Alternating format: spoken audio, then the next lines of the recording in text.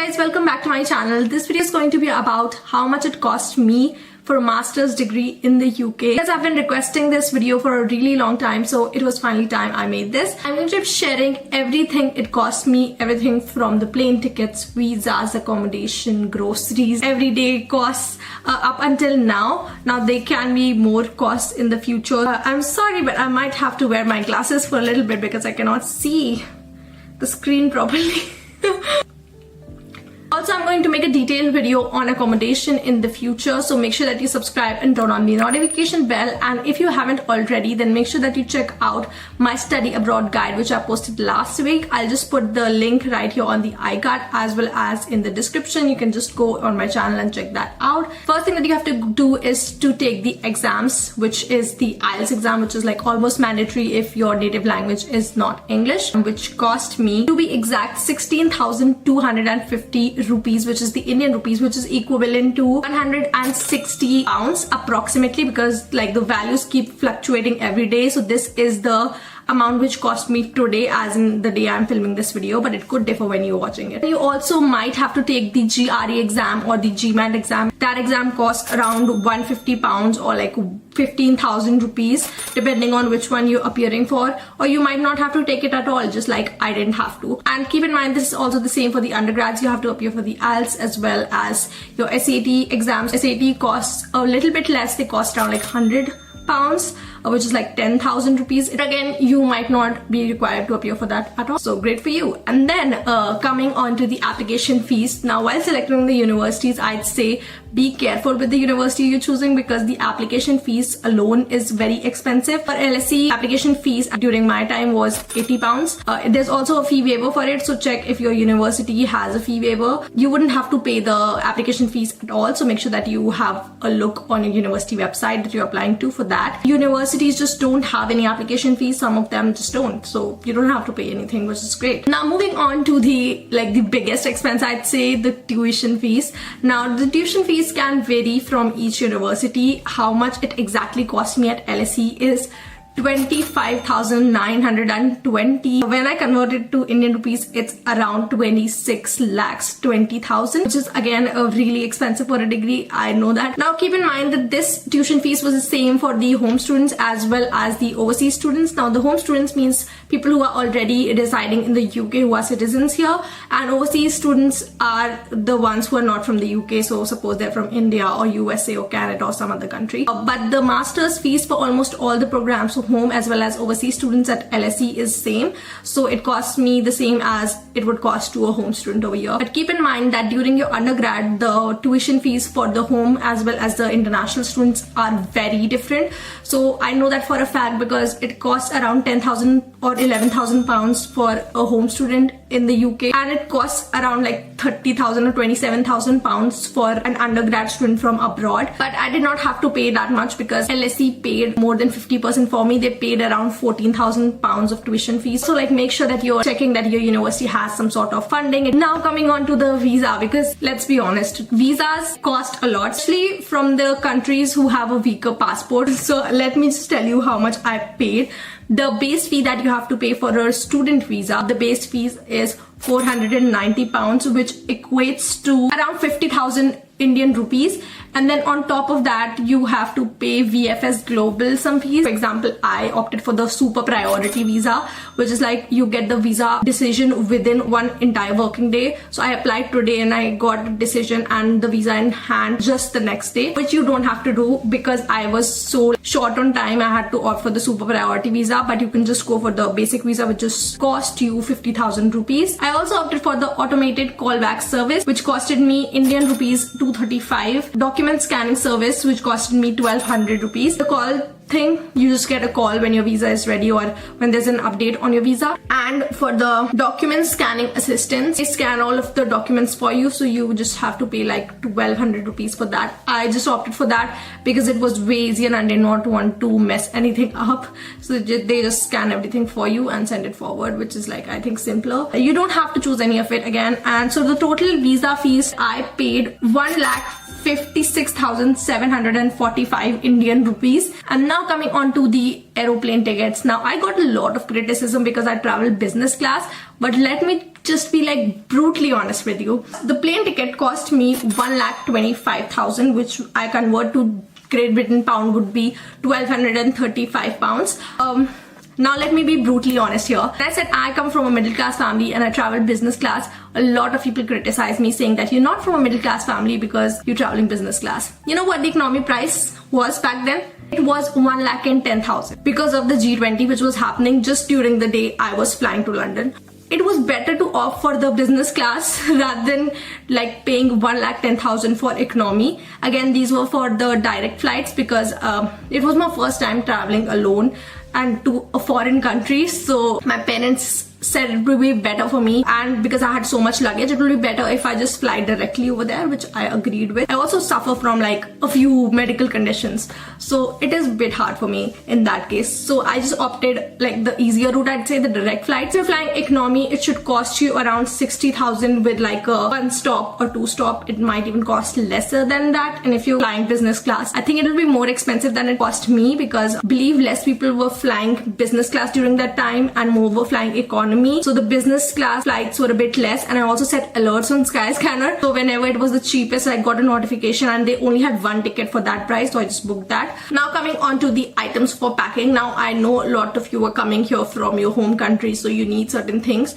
If you're coming from India like I was, most people carry like pressure cookers and utensils and spices and all of that. I did not carry most of that stuff because my sister was already living here in the UK. So basically I did not spend anything on my packing. It cost me around 10 to 20,000 Indian rupees or 100 to 200 Great Britain pound for the entire shopping thing. I really did not buy that much. I did not buy any clothes. I just bought like a few ready to eat meal options that I could survive like the first few days. Also obviously require a laptop. So this is the laptop and this is my phone. I did not buy any of these. I had these before I came to LSE. So if you're buying a new mobile or if you're buying a new laptop, the laptop would, if you're buying something like a MacBook, it would cost you around like 1,000 pounds or 1 lakh Indian rupees.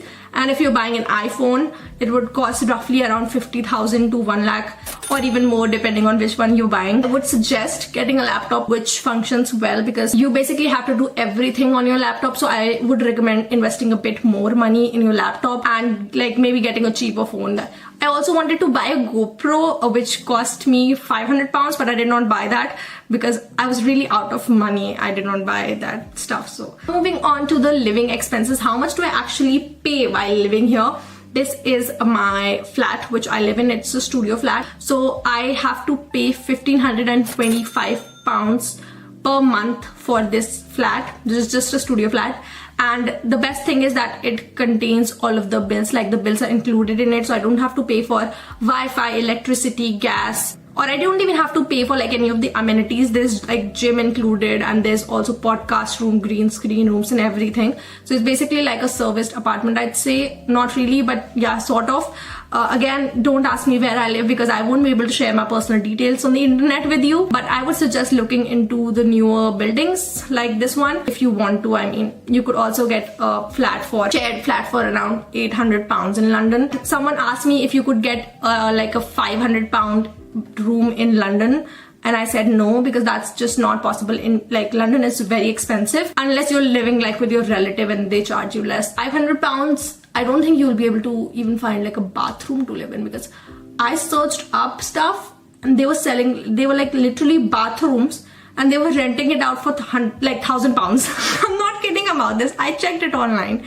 And then I also pay the guarantor. So for example, if you're an international student in the UK, you either have to pay the entire sum of 12 months in advance. So if I were here, I had to pay 1,525 into 12 in advance to the landlords.